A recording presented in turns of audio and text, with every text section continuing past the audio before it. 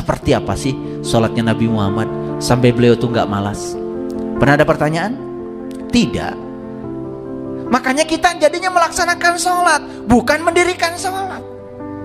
Kalau kita tahu gerakan sholat yang benar, dari mulai takbir sampai salam itu, semuanya itu secara medis pun mengandung efek.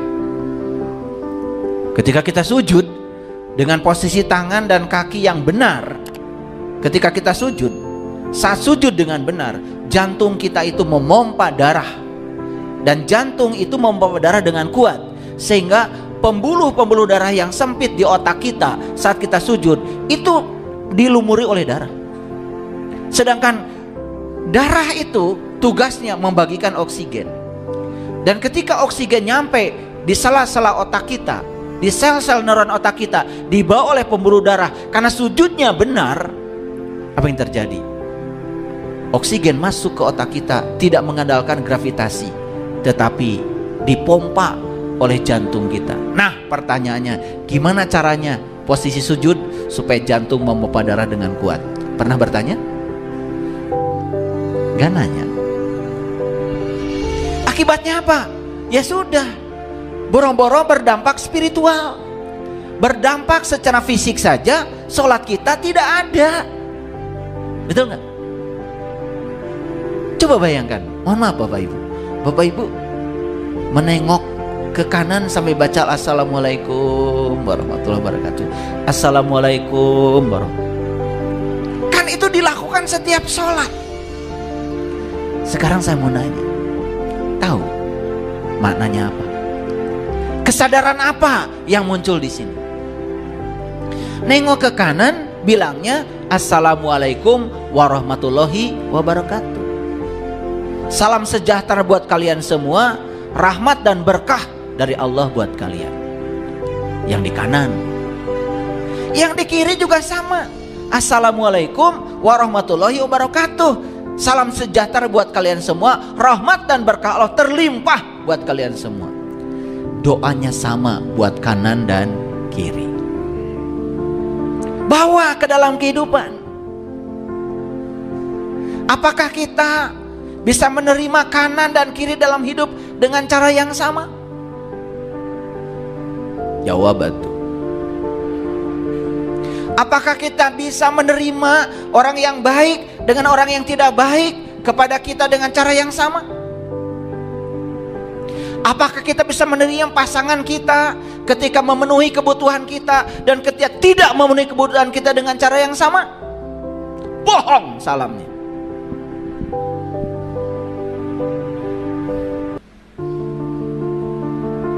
Dan kita tidak merasa menipu diri sendiri. Kenapa? Karena kita hanya melakukan kegiatan motorik tanpa kesadaran. Gitu-gitu saja habis sholat. Terus terang, saya kalau sudah bilang salam ke kanan, salam ke kiri, kanan itu melambangkan kebaikan, kiri itu melambangkan yang tidak kita inginkan. Kanan itu melambangkan segala sesuatu yang kita ingin, kiri itu melambangkan segala sesuatu yang tidak kita ingin. Berarti saya sedang berjanji pada diri saya harus bisa menerima yang saya inginkan dengan yang tidak diinginkan dengan salam yang sama. Begitu?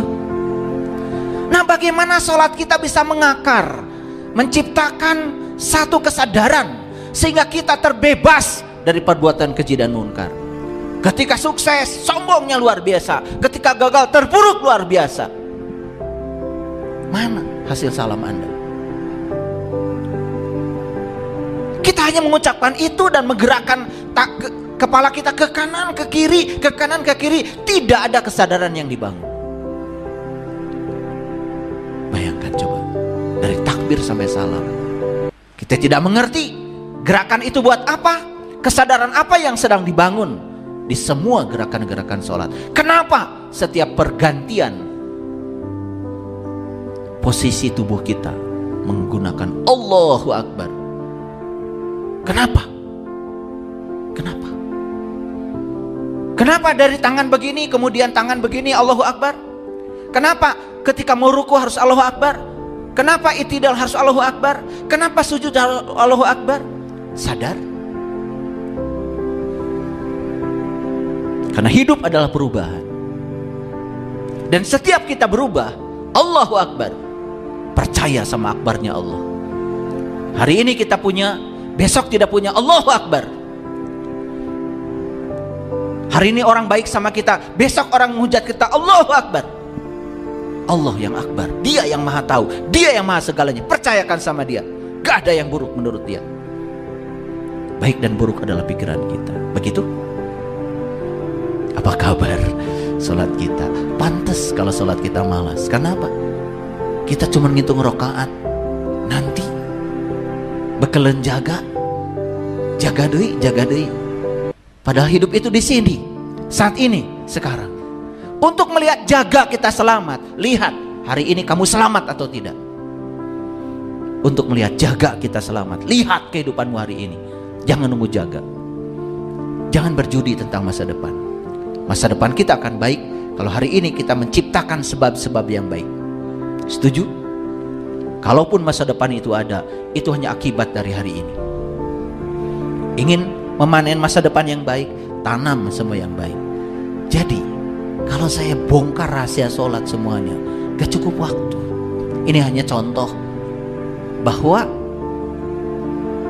orang munafik itu suka mendirikan sholat, tapi sholatnya malas.